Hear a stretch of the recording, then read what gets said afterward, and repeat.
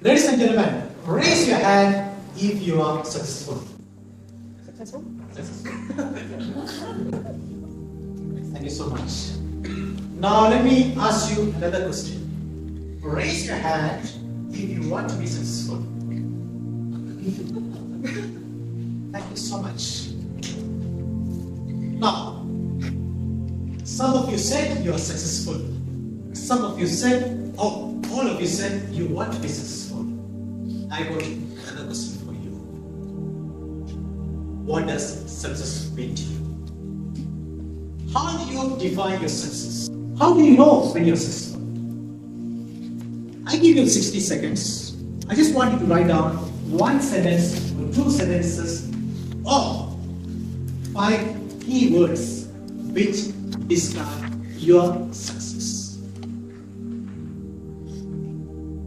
Right, your time is up to define your success. Now, how many of you got words like this? 5 of these words, one there. Anybody else here? So what is the conclusion?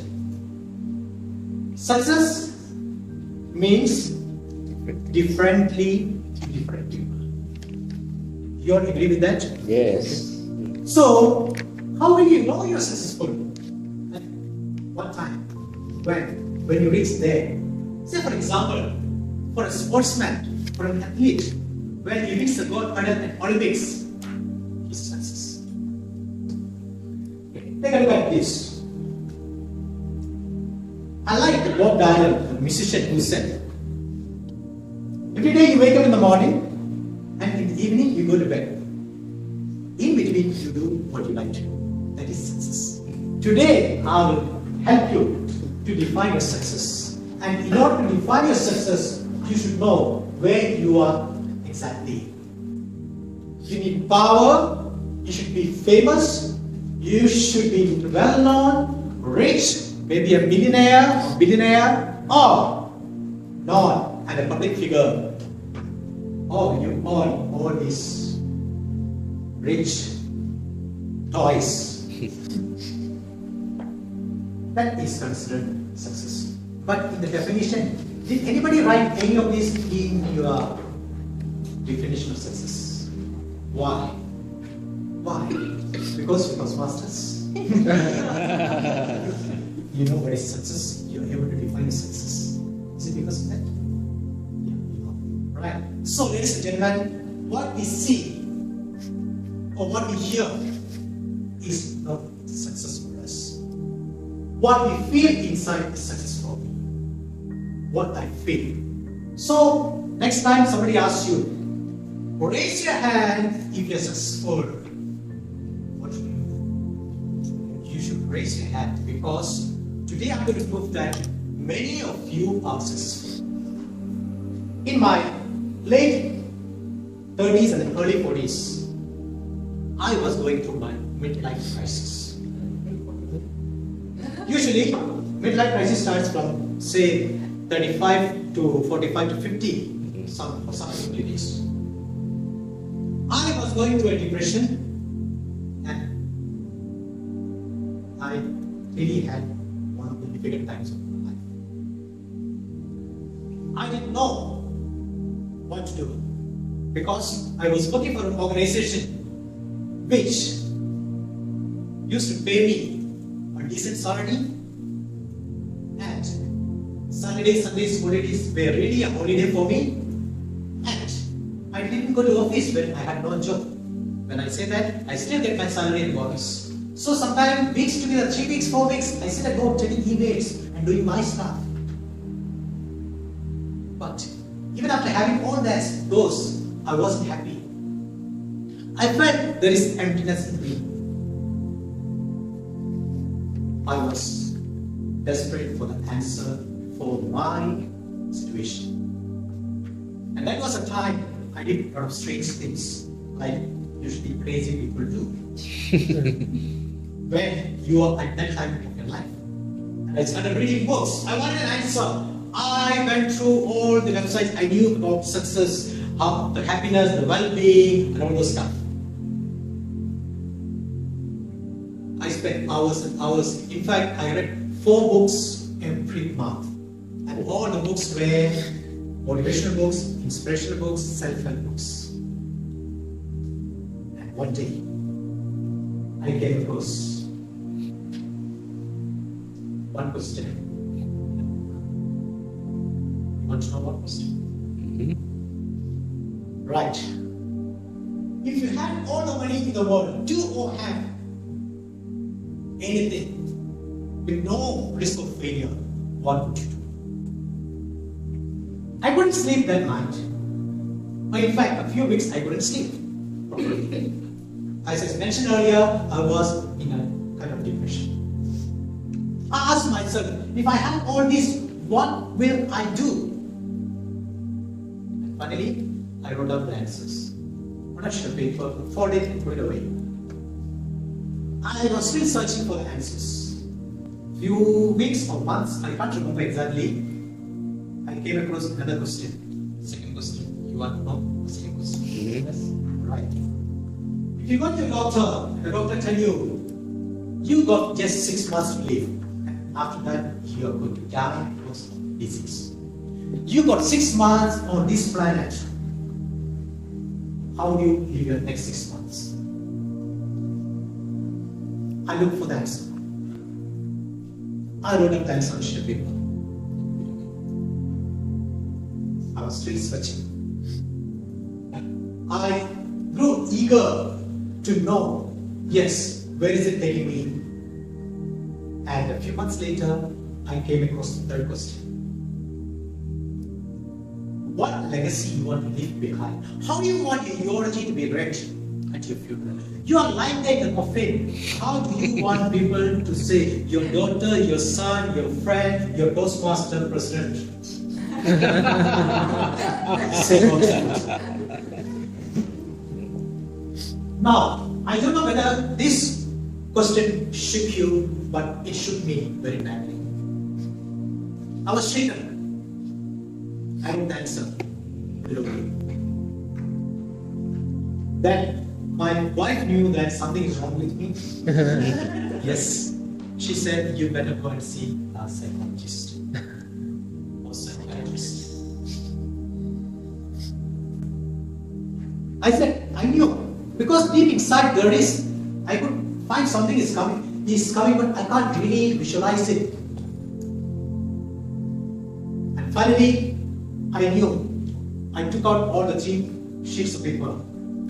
And you know what was the surprising thing? My answers for all the 3 different questions were one answer. It was written at 3 different times of my life, reading 3 different books, but I had similar answer. I want to be an international motivational speaker and trainer, touching lives and transforming people. I want to help others to live a life of bliss and total well-being. What would you call a person who resigns from a job of the kind I explained earlier? Do you have that kind of freedom in your companies? You need not go to office for 3 weeks, 4 weeks? I wish. Saturday, Sunday holidays are really holidays for me. Whenever I wanted to leave, I could apply and go. Yeah. Can we apply? So what would you call a person doing that kind of thing when you resign the job? Stupid. Crazy. Insane. Exactly. That's what I heard from my friends, my relatives, but I had a strong support from my family. When I wrote this down, I realized that yes, I'm successful in many aspects of my life. So whenever somebody asks you, are you successful? I say yes. I may not be a billionaire, I may not be a millionaire, but I'm successful now. There was a time when I was going around, traveling around India to do training. And I trained 11,000 students in 1 year, 15 months. Sorry, 1 year and 5 months. And I got shocked because I never thought it would take me so high up there as a trainer, as a speaker. And during my training, one of the training, I realized that yes, I'm able to define success. I want to help others to define their success. And I developed this index called well-being index. I'm going to pass around these sheets of paper. I don't know whether it's good enough. Pick one and pass it around, please. Thank you. And this I created and I call well-being index. We're going to assess today. And I just want, ladies and gentlemen, there are 7 areas: wealth, health, social, family and home, career, personal development, and spiritual. Which one do you think is the most important area for you? Write number 1 there. And likewise, I want you to just put a number. Don't copy from your neighbor because it's your life. You are going to define your success. Even if the husband and wife sitting together, you don't show it your husband. Because I had the same issue. I said, 100% successful in my family. My wife said, no. Yes, there could be. Then we negotiated, we talked, and we even up. So I'm going to help you with that. So for me, number 1 goes to health. Without health, nothing works. I have all the wealth in the world. I'm lying on my bed, can't get up. Success means to me nothing. Number 2 is family and home. Without a family, I don't find meaning in my life. Number 3 is my career, what I'm doing. Right. Number 4 is social contribution to society. Number 5, wealth. Number 6, spiritual. It may not resonate with some of you because some of you are free thinker. But I tell you, research has shown that those who believe in certain faith and religion are happier than free thinker. It's not me saying, research shows. And this is my success index. Now, ladies and gentlemen, what we're going to do today is to assess where you are today. I want you to just mark, there are 10 small circles there. I want you to grade on a scale of 1 to 10, how do you rate yourself in terms of wealth? So if it is 3, 1, 2, 3, you mark here 3. Just shade that. Just one circle shape. Based on who you are today, how do you rate yourself in terms of wealth today? Number 2, in terms of health, where are you today? Are you taking medicine every day? Do you every day complain, I got pain there, pain here? Are you the one? Third, social. Am I contributing to society? Or is there room for me to contribute more? Where do you stand today? My family and home. How is my relationship with my spouse, my children, my parents, my siblings? Am I a happy family man? Where do I stand? 10 upon 10? Good. 1 upon 10? Not good. Career. Are you doing what you're supposed to do? What you're destined to be doing on this planet?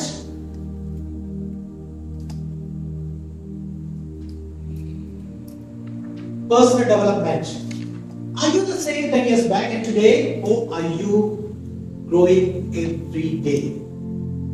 Reading books, taking up courses, upgrading your skills, and working on your talents. Are you somewhere? Or are you very good? Serious question, you got to ask yourself.